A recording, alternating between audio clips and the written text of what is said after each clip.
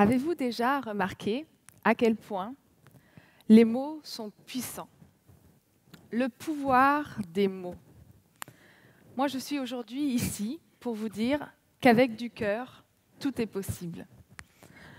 Et je ne vous dis pas ça comme ça. Je ne me suis pas levée ce matin en me disant alors ce soir, je suis au TEDx, après ma Quimper, qu'est-ce que je vais bien pouvoir leur raconter le pouvoir des mots. Tiens, avec du cœur, tout est possible. Ça fait bien, ça fait classe. Non, je ne vous ai pas sorti ça comme ça. Ça fait déjà plusieurs années que j'ai éprouvé cette croyance positive que je me suis construite, que j'ai testée, retestée, c'est testé et approuvé, breveté Sarah Hébert. Je vous jure que ça marche. Et pendant les 18 minutes que j'ai avec vous, je vais vous montrer pourquoi, comment, et en sortant, vous allez pouvoir tester en vrai.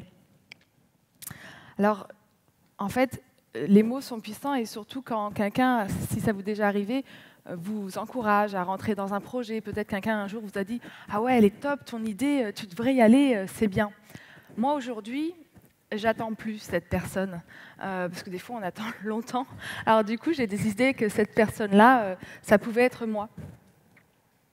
Donc je m'appelle Sarah, ça maintenant vous devez avoir compris. J'ai grandi sur un voilier pendant 11 années de ma vie, en famille. Voilà, là c'est sur l'écran, moi et mon frère, en notre vie à poil, c'était trop bien. Au soleil, les fesses à l'air, fouettés par les embruns, les poissons, les dauphins. On a grandi comme ça pendant 11 années, dans l'océan Pacifique, puis l'océan Indien. Ensuite, j'ai décidé de me lancer à fond dans la planche à voile. Et puis j'ai fait 11 années de carrière professionnelle et sportive en planche à voile.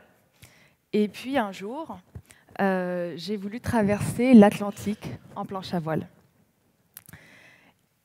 Et ce projet-là, vous imaginez bien que c'est un projet quand même juste énorme et qu'avant avant de pouvoir en parler, j'ai mis du temps. C'était un rêve, un doux rêve que j'entretenais à l'intérieur, mais j'osais vraiment pas en parler autour de moi. J'avais honte d'avoir un rêve aussi gros, aussi grand. J'entendais déjà les gens qui allaient me dire « Non mais Sarah, tu délires, quoi, l'Atlantique, je ne sais pas si tu te rends compte. L'Atlantique, ta planche à voile, t'as beau être championne, et à un moment donné, c'est pas possible, quoi. » Et puis bon, entre nous, avec ton défibrillateur cardiaque implantable, autant dire que c'est carrément irraisonnable. Oui, parce que ça ne se voit pas comme ça. Mais en fait, dans la salle, vous avez une femme bionique avec vous. Là, dans ma poitrine gauche, j'ai un petit défibrillateur qui est mon ange gardien, qui me surveille au quotidien. Et tout ça, ça ne s'est pas fait forcément facilement. Hein. J'ai le sourire aujourd'hui, mais ça a été quand même des épreuves. C'était le 1er mars 2006. Je me suis réveillée, mes yeux étaient à peine entrouverts. J'ai tourné la tête à droite et là, il y avait cette espèce de gars qui était recouvert de sang avec un énorme bandage. Et puis d'un coup, j'ai compris que je sortais du bloc, la trachée complètement serrée, un poids énorme dans le cœur, et c'est mon défibrillateur qui avait pris place dans mon muscle pectoral. Et là, j'ai compris qu'il allait falloir que j'apprenne à vivre avec ce corps étranger. Ça allait devenir mon allié, mon ange gardien. Donc, je me suis faite à cette idée-là. Et puis, très rapidement, j'ai commencé à discuter avec les médecins. Et les médecins m'ont dit, voilà, maintenant, on vous a réparé, vous pouvez continuer votre vie. Enfin, ce serait quand même bien que vous arrêtiez d'aller sur l'eau. Si vous pouviez juste vivre à terre, ce serait mieux. Il y a plein de choses chouettes, Mademoiselle Hébert, à faire sur la Terre. D'autres trucs que sur l'eau. Moi, j'ai du mal à les concevoir, mais c'est vrai qu'il y a plein de choses à faire sur Terre. Alors, il faut quand même que je vous explique mon lien viscéral avec la mer. Donc là, c'est moi, il n'y a pas longtemps, sur notre bateau. Et ça ne se voit pas comme ça, parce qu'il est 6h du mat et qu'on s'est levé super tôt pour passer la barre d'Etel. Mais je suis heureuse. Et je ne peux pas être plus heureuse que ça. Je ne peux pas être plus heureuse que ça. En fait, il faut imaginer que moi, mon kiff total, c'est de me retrouver sur cette grande étendue bleue et puis de me retourner partout, bien vérifier, parce que des fois, la Terre se cache derrière une vague plus haute que l'autre. Et une fois que j'ai tout scruté partout et qu'il n'y a que du bleu, alors là, c'est le nirvana. Vraiment, je me sens chez moi, juste à ma place. C'est ça qui est chouette avec la nature et l'océan, c'est qu'elle vous remet juste à votre place. Et moi, c'est ce que j'aime, que ce soit en planche à voile, que ce soit en bateau. En fait, ce qui est vraiment agréable, c'est d'avoir le vent dans les embruns, l'eau qui vous fouette, cette sensation de vitesse. Vous êtes vraiment libre sur l'eau. Enfin, c'est vraiment pour ça que je bats. J'ai grandi sur l'eau. Je continue à passer mon temps sur l'eau. Donc autant vous dire que quand les médecins ont dit « Sarah, il va falloir arrêter d'aller sur l'eau », j'ai pas compris. J'ai pas compris parce qu'ils m'avaient mis un défibrillateur pour que je puisse continuer à vivre.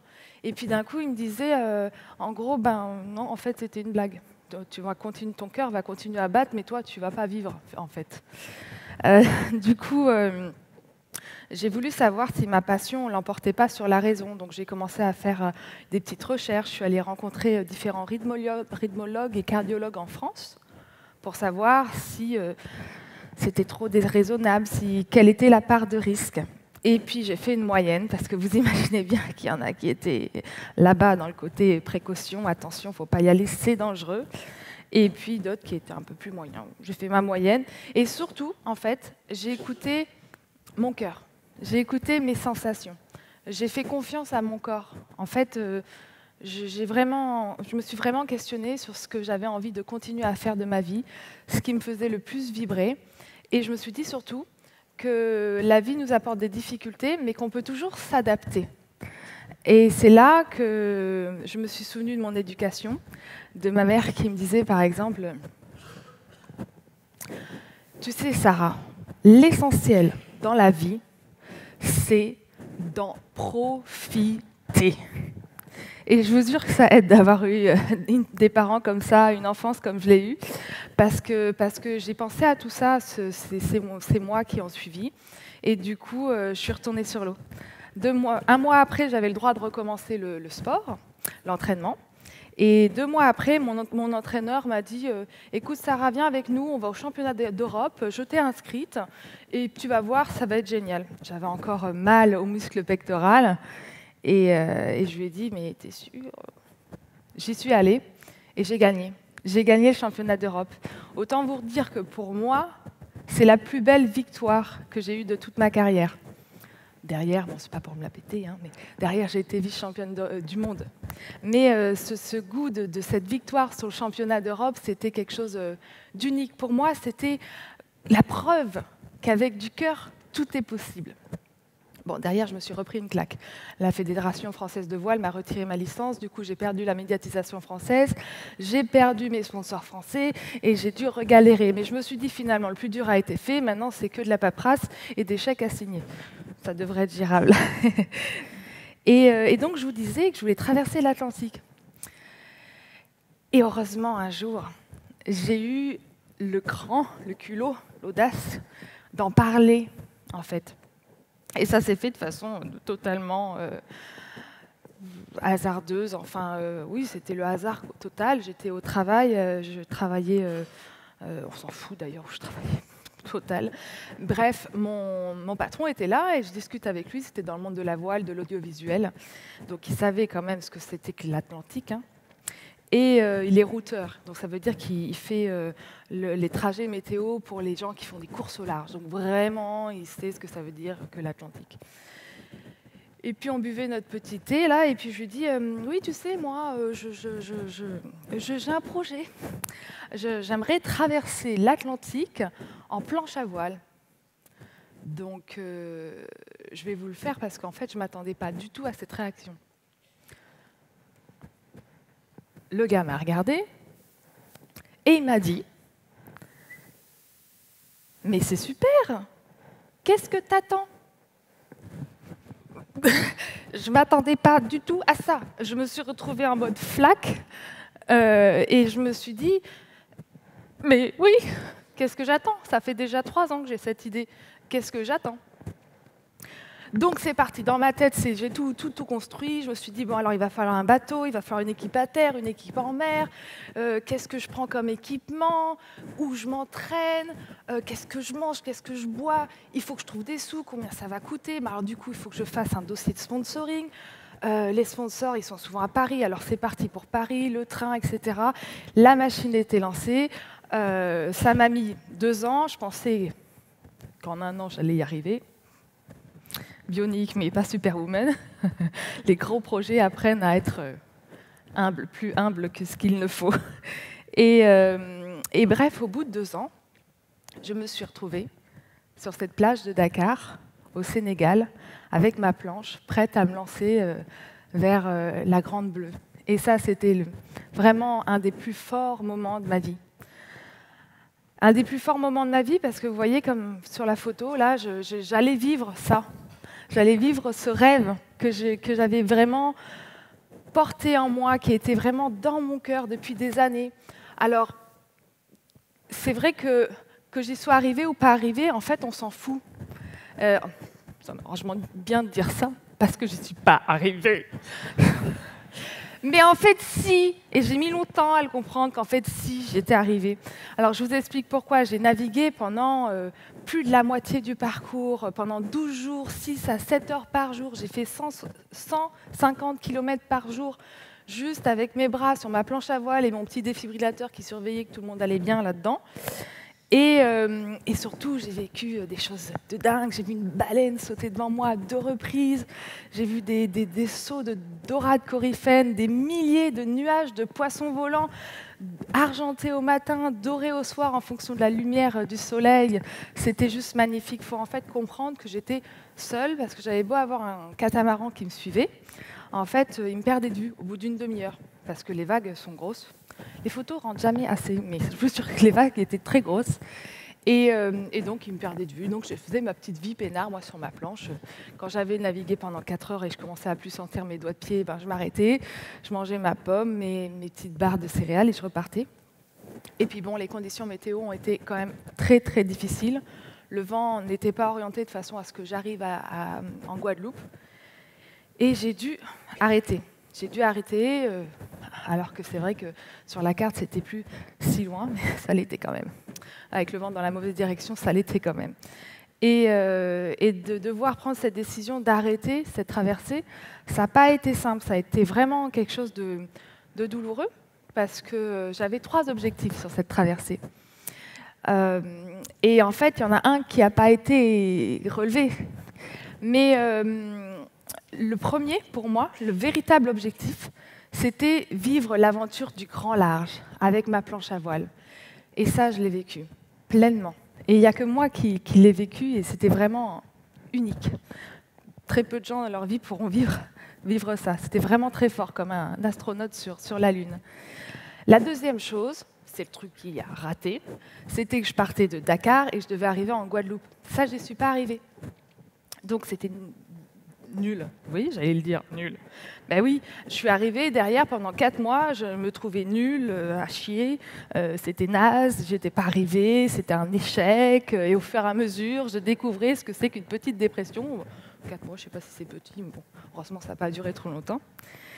Et il m'a fallu du temps pour comprendre, en fait, que déjà, j'avais vécu mon rêve, et qu'en plus, dans mes 3 objectifs, j'en avais 2 que j'avais réalisés, et pas des moindres, parce que le 3e objectif pour moi, c'était de montrer qu'avec du cœur, tout est possible. C'était de montrer que malgré mon défibrillateur, on peut encore s'adapter et continuer de réaliser ses rêves et ses projets. Et j'ai reçu des milliers de tweets, de messages, de Facebook, de mails que j'ai lus bien plus tard et que j'ai pu entendre et écouter bien plus tard grâce à la médiatisation aussi que j'ai réussi à avoir. Et ça, pour moi, c'était fort, de voir que juste avec ma petite expérience personnelle, moi, c'était traverser l'Atlantique, bon, il y en a, ce sera à faire autre chose, que j'ai pu être véhicule de porteur de ce message positif, c'était vraiment très fort. Donc au final, En fait, c'est marrant, pendant longtemps, les gens me demandaient est-ce que tu vas retraverser, est-ce que tu vas réessayer cette traversée de l'Atlantique Oui, non. Et pendant longtemps, je n'avais pas trop quoi dire parce que je me disais ouais, c'est vrai, c'est bête, il faudrait peut-être que j'y retourne pour vraiment clôturer le truc. Et en fait, non. Non, non, ça fait déjà un moment que je réponds non, j'y retournerai pas, parce que j'ai vécu ce que j'avais à vivre. Je voulais être toute seule, je voulais parler de ce message ultra positif. Et en fait, moi, je compte pas en 1000 les kilomètres nautiques. Je ne compte pas en 1000, mais je compte en baleines, en dorades coryphènes, en soleil levant sur la mer, enfin en infini bleu, en nuances de bleu. C'est comme ça que je compte. Je compte. Les 1000 pour moi n'avaient plus autant de valeur. Et puis il y a tellement de trucs à faire. D'ailleurs, depuis tout à l'heure, je suis dans ce rond-là et je me dis, mais comment je vais faire pour rester encore quelques minutes là-dedans là C'est un peu essoufflant, enfin claustro un peu. Mais il y a tellement d'autres trucs à faire. Et d'ailleurs, avec du cœur, tout est possible. Ça continue pour moi, puisque non, je n'ai pas mangé trop de chou-fleur. Je suis enceinte. Et c'est vrai qu'avec ce petit être qui pousse en moi, j'aimerais vraiment, je ne sais pas s'il fera de la voile, de la planche à voile, s'il aimera la mer, s'il sera sportif ou pas du tout. Mais ce que j'aimerais vraiment, c'est qu'il soit convaincu qu'avec du cœur, c'est-à-dire avec de la passion, de la motivation, avec ce qui nous fait vraiment vibrer, du travail aussi, de la persévérance, tout est possible, mais vraiment tout. Il n'y a pas de rêve trop grand, trop beau, trop... Non, il ne faut pas avoir honte de ses pensées, de ses rêves, de ses ambitions. J'espère qu'il ne se donnera vraiment aucune limite pour vivre sa vie pleinement et s'épanouir. En tout cas, nous, ses parents, on ne s'en donne pas, puisque j'ai la chance d'avoir un amoureux qui me suit et puis qui est surtout emparé du projet, parce que maintenant, c'est un projet à deux. On part en mai 2017, avec un bébé qui aura 4 mois, pour un tour du monde en voilier, rejoindre la Nouvelle-Calédonie. Et puis notre but, c'est d'en profiter. Ça a bien fonctionné, hein. Je lui répéterai plusieurs fois, comme ça, et lui aussi, il le saura. Et vous, qu'est-ce qui vous fait vibrer ?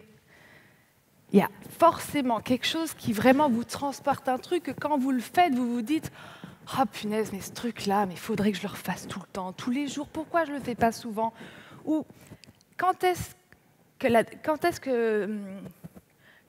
dernière fois que vous vous êtes auto-censuré ? Est-ce que vous vous êtes dit, il n'y a pas longtemps, « ce truc est génial, j'ai vraiment envie de le faire, et si je le faisais ?» Ah ouais, non, mais par contre, non, c'est trop grand, c'est trop beau, c'est trop génial. Non, vraiment, je peux pas. Mais arrêtez là tout de suite, maintenant, arrêtez. Ou plutôt, commencez à partir de maintenant, dès que vous allez sortir de ce TEDx, s'il vous plaît, prenez votre petit cahier, mettez tout ce que vous aimez, tout ce qui vous fait vibrer, autorisez-vous, soyez vraiment l'artiste de votre vie. Tout vous est possible. Le plus important, c'est de le vouloir. Et histoire d'être sûr que vous l'avez vraiment compris, avec du cœur, tout est possible.